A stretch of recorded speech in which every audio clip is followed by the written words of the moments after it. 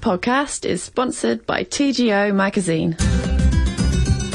Hello and welcome back to the TGO Show, the audio version of the UK's best-loved hiking and backpacking magazine, brought to you by the Outdoors Channel.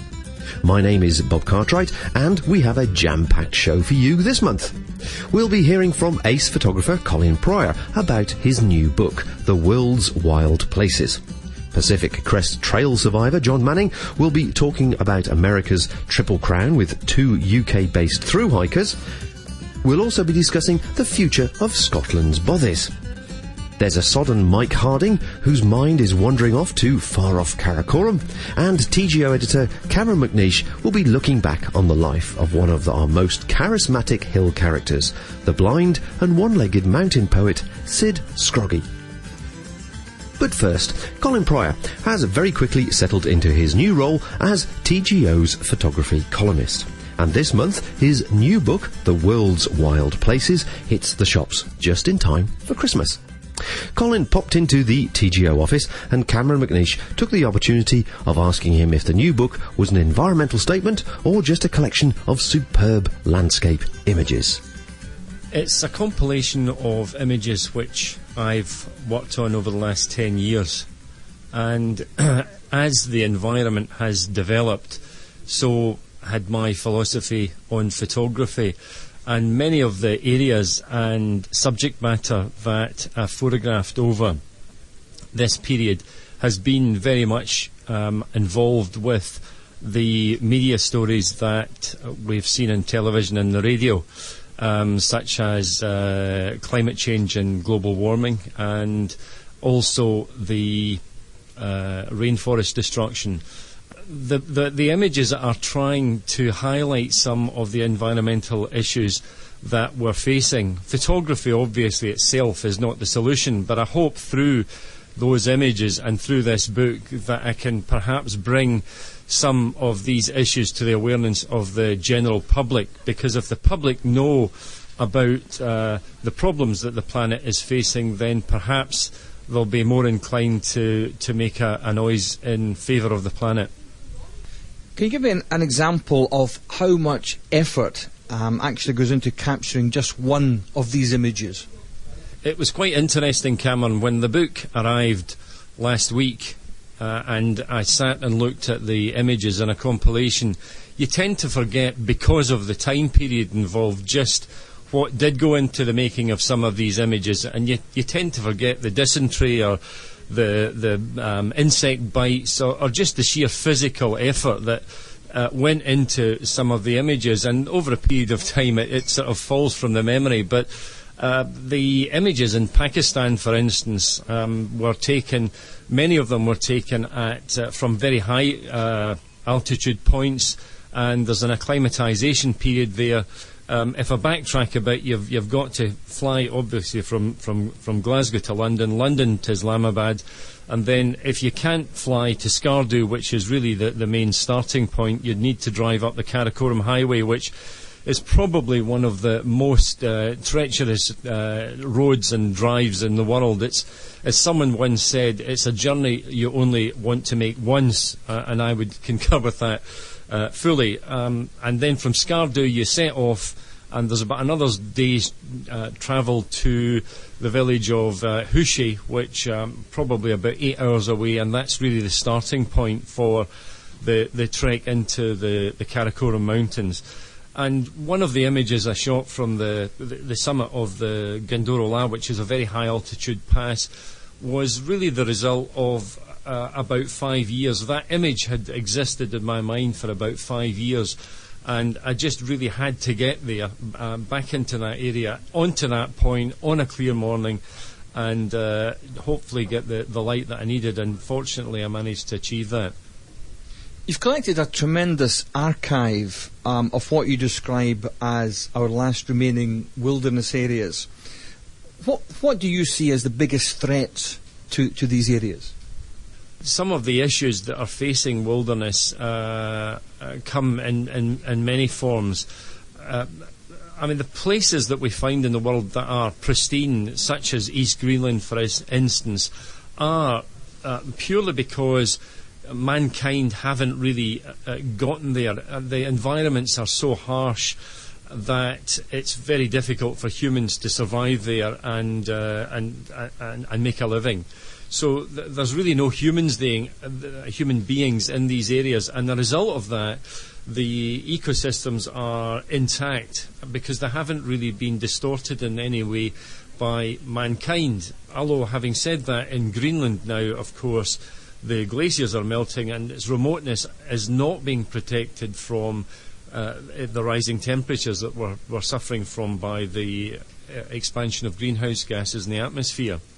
So the global warming is the single biggest problem facing the planet, because if you take, just as a simple example, the Atlantic salmon, which likes to breed and reproduce in cold water, if the oceans, for instance, rose a degree or two over the next 50 years, what may happen is that the ability of the Atlantic salmon to reproduce would be inhibited considerably, and this would have huge impact on the food chain. And if the same happened for the Pacific salmon, for instance, the whole ecosystem in Alaska would be completely distorted. So we're actually tinkering with some very, very dangerous things in the world because of climate change. People don't really grasp just what a significant problem it might be.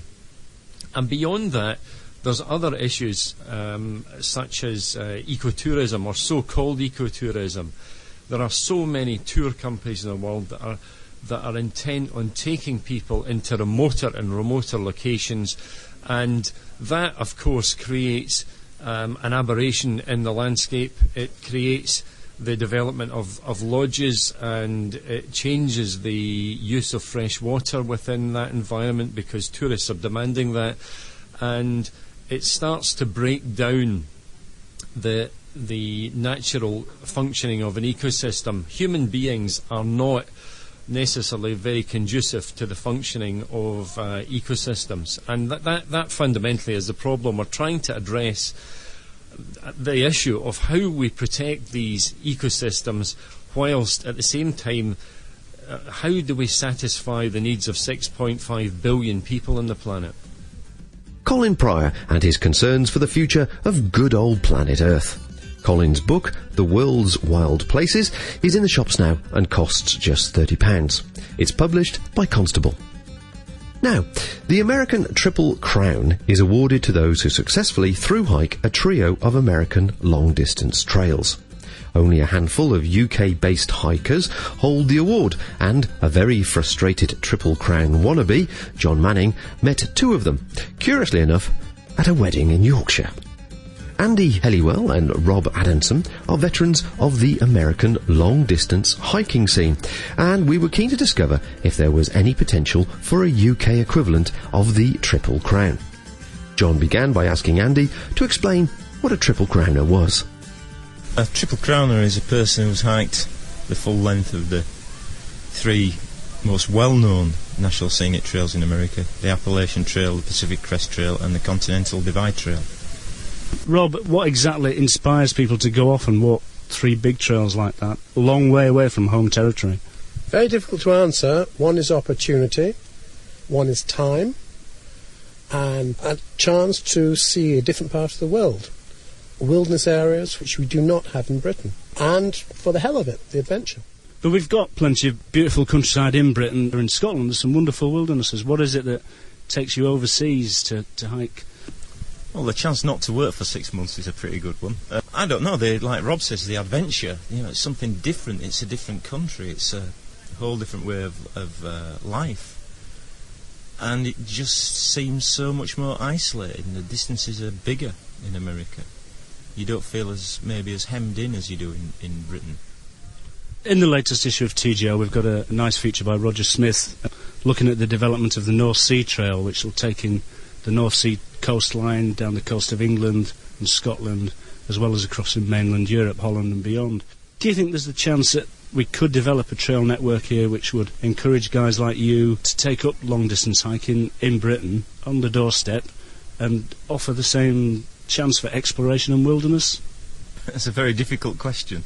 Probably not. For me, it's not got the allure and the attraction. I really enjoy walking in Britain, but I don't know whether I could equate it to doing something like a long-distance walk in America. Rob, do you think we've anything in Britain that could tempt people out? Certainly, this suggested tale of the North Sea Trail has some certain amount of interest, but I think, as Andrew has already said, it's something like not in my own backyard.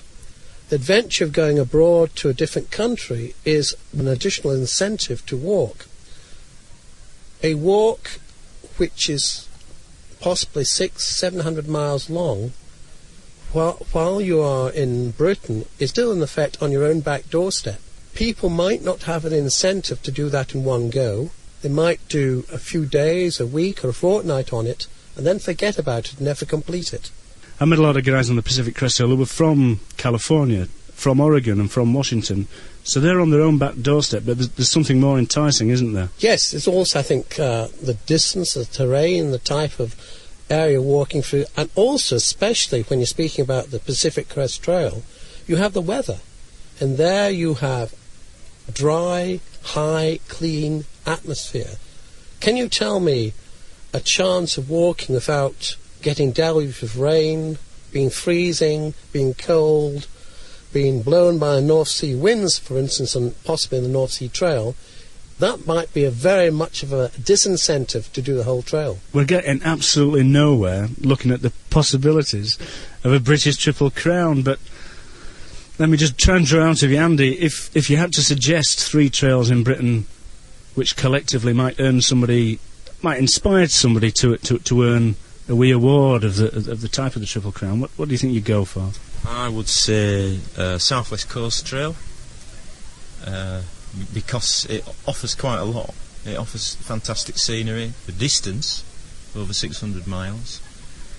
I'd say the Pennine Way, because that offers quite a lot of potential for adventure and some beautiful scenery, but also the desolation, a change in scenery. It's quite a tough walk. I think that will be a good second. Third one, that's quite difficult, really, isn't it? Rob, does anything spring to mind?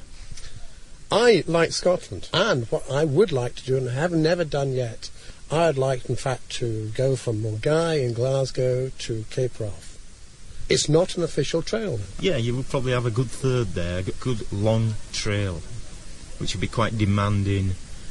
Fantastic scenery, the weather, who knows. Now that sounds like a good challenge. The South West Coastal Path, the Pennine Way and the Cape Wrath Trail, the UK's Triple Crown. Do you think it'll catch on? Why don't you email the team and let them know your thoughts at editorial@tgomagazine.co.uk. Now, Scotland's Bothies could be under threat, not because of vandalism or the ubiquitous global warming, but through lack of use. A long-time Bothy enthusiast, Ian Mitchell, whose book Hill Days and Bothy Nights won the Boardman Tasker Book Award a number of years ago, has written an article in the latest issue of TGO, in which he discusses his concerns about the future of traditional shelters.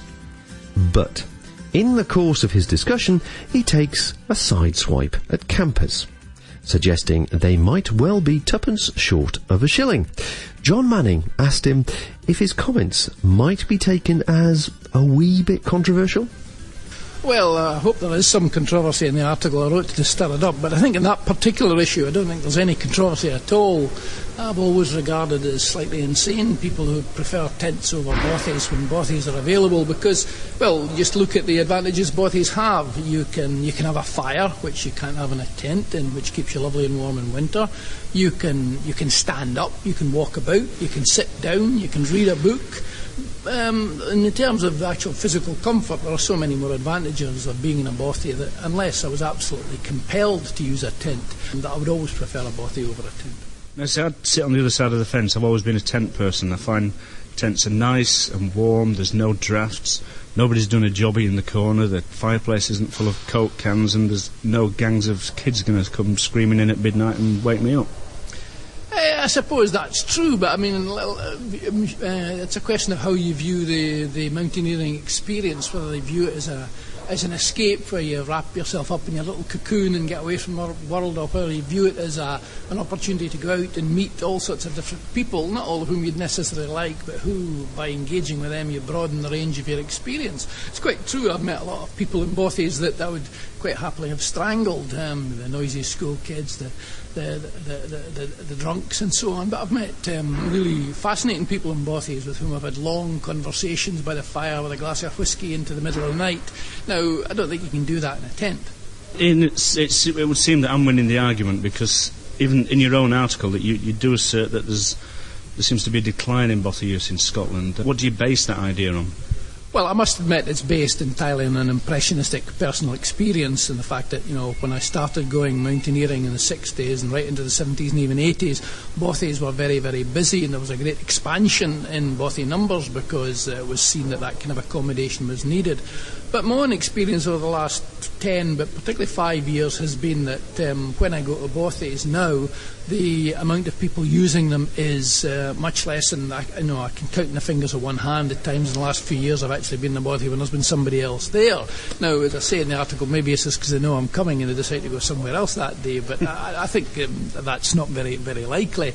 I think what's happened is a combination of factors. I think camping gear has got much, much more professional, much more efficient, much more lightweight, and people do have that option now. It's also comparatively cheap. I think also what you're seeing is a kind of with forms of transport, for example, like the car, people aren't going away maybe so much in groups as they used to, and I think there is a fragmentation, to my mind, in the mountaineering experience. People literally are doing their own thing now, and they're doing it either individually or in very, very small groups of one or two, and the bothies, I think, were associated with group mountaineering experience, and my own view of that is that it's declining. In fact, the only groups I have seen in bothies over the last 5 years are actually MBA work parties repairing them, as opposed to actual mountaineers, and it strikes me as it's an issue it's worth debating, is are bothies now a form of outdoor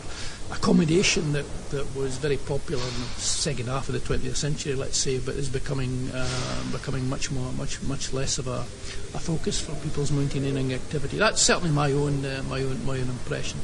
I'm going to assume that they're not really the ruthless, mouse-ridden, cold, drafty pits that I described earlier. No, I mean, the first book I wrote, the first mountaineering book, Mountain Days and Bothy Nights, described my experiences in the 60s in the Cairngorms, where we went to a lot of bothies, which, thinking back, none of which at the time were actually officially maintained. Some were unofficially maintained, but none of them that we went to at that time were MBA bothies. In fact, thinking back, it's incredible how recently some of them had actually been lived in, within 15 or 20 years. And that time, certainly, yes, I can remember the Gelder Shield bothy in Lochnagar. There was actually a burn ran through it, and across the cobbled floor, and there was the step of the front door, and a puddle would build up there. It would gradually sort of evaporate over the weekend if it was warm, and it was there was no bunks, nothing. The MBA has certainly improved bothy structurally, made them much more wind and watertight, and indeed some of the best MBA bothies now, and I think probably Coolra bothy, which I was at recently, was almost the quality of a club hut. I mean, it didn't quite have an inside toilet, but it was much better and higher quality than it has. But that in itself doesn't seem to have brought a new generation into bothing. The fact that it's not as rough as it used to be, that it is much more comfortable. That most bothies now do have bunks and fireplaces and cooking areas. In fact, stoves generally. A lot of bothies now, there's wood-burning stoves going in, partly for ecological reasons to cut down and waste of timber. But it does make them much more comfortable than they were once upon a time. Yet, nevertheless, my impression still is that there is a general decline in usage. It does seem a bit ironic that as the Mountain Bothies Association is improving things, fewer and fewer people are using them, to the extent that, as you say in the article, sometimes the only people you see are people from the MBA who are doing the maintenance.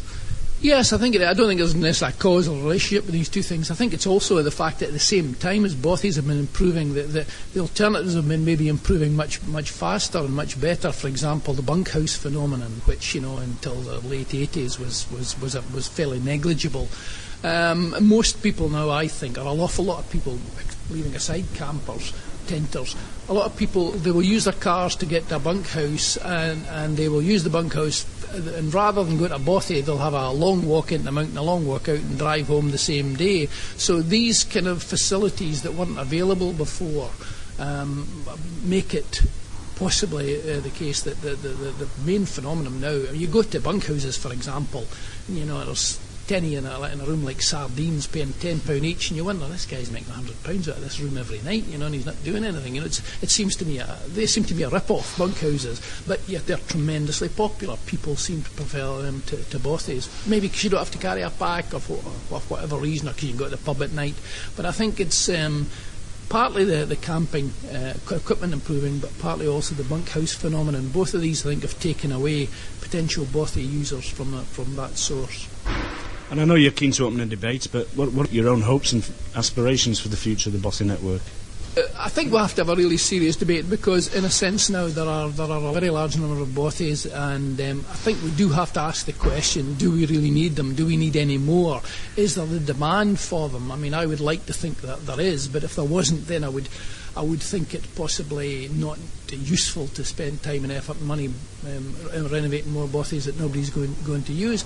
But I think if people stopped using the bothies, something important would go out of Scottish mountaineering, something important culturally, because in the bothies you've got a link with the past, of the people who lived there with shepherds, with gamekeepers and so on. And I think finding out about the history of the bothies, the families who lived there, is something that using bothies forced me to do, and I think will force other people to do, whereas it's possibly easier to camp, to wild camp, or to stay in a bunkhouse and not really be motivated to take a great interest in who was here before you and what did they do. And that's my first question when I walk into a bothy, what family lived here, who was here, what did they do, how did they live, can you see any remains of their husbandry, their garden, their other things, and that's something, I think, an enriching dimension to the mountain experience I get through bothing, and I think it would sadden me if we became so utilitarian about our mountaineering that disappeared. And I think bothies is maybe the best way for people to get a link with that, get a handle on that kind of experience. Ian Mitchell showing some concern that if his beloved bothies are all closed down, he might be forced to use a tent. Heaven forbid. Now, as the simmery summer of 2006 dissolves into an awful autumn, Mike Harding's thoughts have been turning from a rain-sodden, polluted, traffic jam-ridden streets of Manchester to the far-off Cairngorm. Now, the trouble is, it rains there too. So Mike's invented a host of games to play in your tent while you wait for the deluge to depart. If you show him yours, he might show you his. I was standing in the middle of Manchester one day, this sunny and warm September past, when my mobile rang. Do you remember September, by the way? That was the August we should have had if those penguins hadn't jumped up and down on the Antarctic ice shelf, making it break up and sail away to Llandudno, where it promptly turned into a month of rain and cold. However, I digress. There I was in the far-off town of Mancunia, traffic whizzing past me at the pace of a constipated snail, pumping out carcinogens and planet solvents. Most of the cars had one glum person in them, some had two glum persons in them, others had solitary young men in them with baseball caps on back to front, their in-car stereos turned up to meltdown mode, the windows of their tin and glass rooms bulging in time to the massive kicks from their bass boxes. What is it about these lads? Do they imagine the rest of us are impressed by the size of their systems or their choice of not music? Would you want your daughter to marry one? Ha! I'd bite my thumb at you. I'd rather send her to a nunnery or have her run off with a travelling group of mountebanks and tumbling dwarves. Anyway, back to the mobile. The call came from a friend wanting to know if I'd like to lead a trek to the Cairngorm. Sure, I said, images of glaciers and white-fanged peaks running through my mind, chased by the smell of curried goat. When? I asked. The day after tomorrow, was the reply. Now, Not only would it be hard to get a visa for Pakistan at such short notice, I was just about to leave these fair shores anyway for America, where a certain small chap called Felix, who happens to be my grandson, was about to be 2. The Karakoram will be there for a long, long time, unless the Taliban decides that it looks like Buddha lying down, in which case they'll blow it up. Felix will only be 2 once, so there's no competition. But as I stood there waiting to cross the road, more boom boxes going past with their bling, and for all I know, blang-covered amoeba drivers modelling this year's sullen, spoilt boy look, I thought back to a long-ago trip to the Karakoram when, for 4 days, we were holed up in camp by a monsoon downpour that should have been over the Bay of Bengal, but had decided, courtesy of global roasting, to make its way northwestwards and dump on us.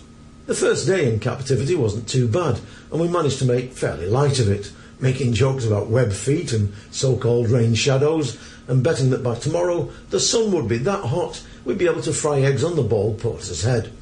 By the end of the second day, however, things were not so good, and all movement was impossible, beyond a quick drenched dash from your tent to the mess tent for a cup of chai, and a similar snatch rush to the latrine tent and back.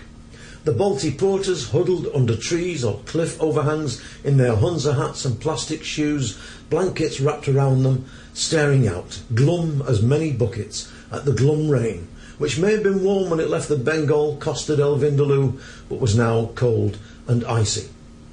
We had books to read, of course, and a few people had even brought cards and set up a pontoon school in a corner of the mess tent. Unlike some folk singers from Kerry that I once knew, they did not, however, play snap for money, and then go on to accuse each other of cheating and beat 7 lumps of good for the roses out of each other. It struck me as I lay there for more than 4 days and the rain thundered on the tent, peeping out at the swollen river and listening to the sounds of the mountains as they avalanched into the valley in slides of chocolate-coloured mud and boulders, that there should be games you can play in your tent, singly or together, that will help to pass the time while you're in your canvas prison. When I was a nipper, we used to play imaginary games on rainy days, such as if I had all the money in the world, if the glass fell out of the window of the toffee shop, stroke toy shop, stroke stamp shop, if I could fly, if I was the invisible man, etc., etc. Other games that didn't need much space, like Hangman and You Show Me Yours and I'll Show You Mine, were quite popular too. Perhaps I ought to write a book, Tent Games for Rainy Days, or perhaps a website would be better, www.tentgames.com. Perhaps not. It could attract the wrong sort. I once typed water sports into Google, but that's another story. However, I think a book could be quite helpful. When you're stuck there at base camp, the weather closed in, mist and cold and mutinous, miserable porters all around you, hey, you shout, what about a game of You Show Me and I'll Show You? Okay, you don't want to play that. Then, what about a game of What I'll Get Out of the North Face shop window when the glass falls out? Oh, okay, then what about a game of Famous People I'd Like to Sleep With and Bag's Eye Meryl Streep? Now then, I've just thought of a good game we could all play in our tents. What I'd do if I had a rocket-propelled grenade or a small nuclear device. I know what I'd do. It's not very good Buddhism, but I'd stand on the street corner in Manchester and get rid of a few hundred mobile boom boxes and their protozoan drivers. A few weeks ago, Syd Scroggie, author of the book The Cairngorm's Seen and Unseen, passed away at his home in Dundee. Syd was well loved amongst Scottish hillgoers, as much as anything else for his poems that illustrated his love for the Eastern Highlands, in particular the Cairngorms. Another Cairngorms devotee, Cameron McNeish, looks back on Syd's amazing life and recalls his first meeting with one of Scotland's greatest ever hill characters. I'd telephoned him to arrange an interview for a radio programme, and when I asked him where exactly he lived in Strathmartin, he said, "Just ask anyone where the blind old bugger lives." That was my introduction to the indefatigable Syd Scroggie, the one-legged blind port and mountain man who died recently, aged 86. When I eventually arrived in Strathmartin, just north of Dundee, I saw a man wearing shorts digging in his garden. I didn't notice the tin leg. "Can you tell me where Syd Scroggie lives?" I shouted. The gardener stopped working, looked up and shouted back, "Are you McNeish?" It was Syd himself. He then told me to reverse back into his driveway. "I'll guide you," he shouted. I thanked him, and it was only when I was reversing backwards that I remembered that Scroggie was blind. Syd, had this marvellous sense of humour and a sense of fun that I'm sure inspired him to take an advert out in the Dundee Courier, asking for a volunteer guide to take him to the hills that he loved. Syd had been a very, very fine climber, but he lost his leg and his sight to a landmine during the Second World War. Applicants to that advert really didn't know what they were letting themselves in for.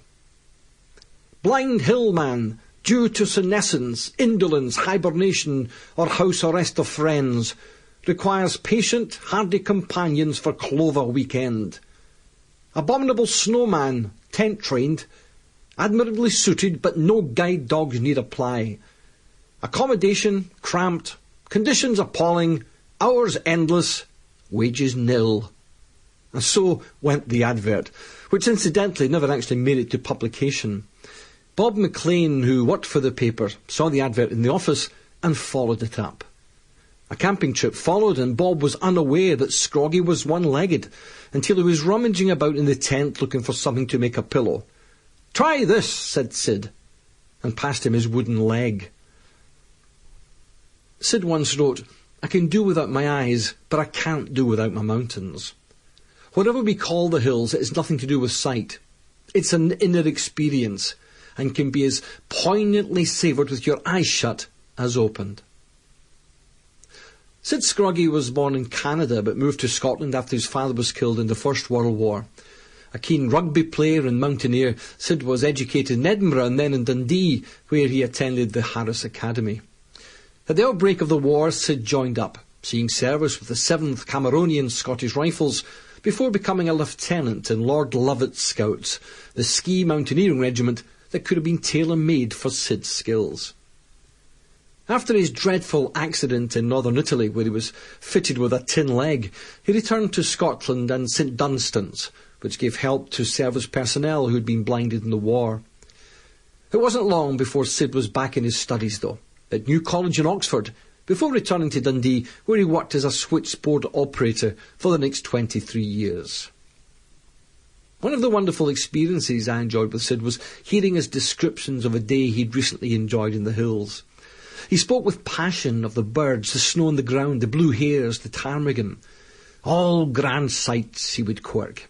But Syd saw all these things in his mind's eye, possibly in much greater detail than I would with full sight. His hearing was extraordinary, and he could identify a bird song at a great distance. During his blind years, he climbed in excess of 600 ascents, many of them in the company of his best pal, his wife Margaret. I owe much to Margaret, as to the many friends who have taken me, whether in Clover or Mook or Geldie or Tilt, take the Chorai under their care, he wrote. Syd Scroggie also wrote his own epitaph, an appreciation of these eastern Cairngorms that he loved so passionately. He'll long be remembered as one of the great characters of the Scottish hills.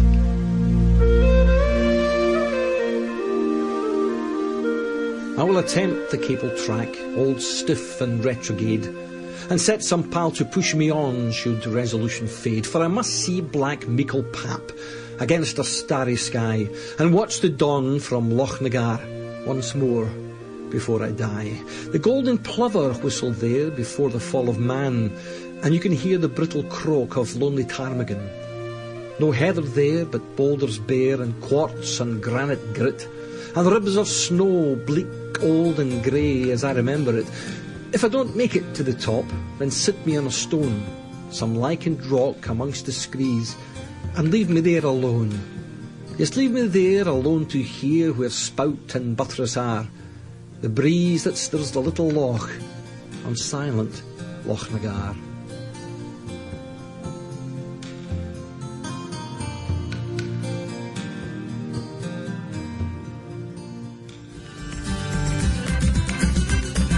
Well, that's about it for another show. Thanks to all our contributors and to the Podsafe Music Network who provided the music. Check them out at music.podshow.com. Keep listening for the next TGO Show podcast, and indeed check out TGO Magazine at www.tgomagazine.co.uk, the UK's most authoritative outdoor magazine, produced by enthusiasts for enthusiasts. Until next time, this is Bob Cartwright and the Outdoors Channel, wishing you happy hiking. And remember, it was the writer Havelock Ellis who once said, "The promised land is always on the other side of a wilderness." And that is as good a reason for hiking as any. Bye for now. This podcast is produced and hosted by The Outdoors Channel. Find out how easy it is to subscribe to all our podcasts by visiting theoutdoorschannel.co.uk.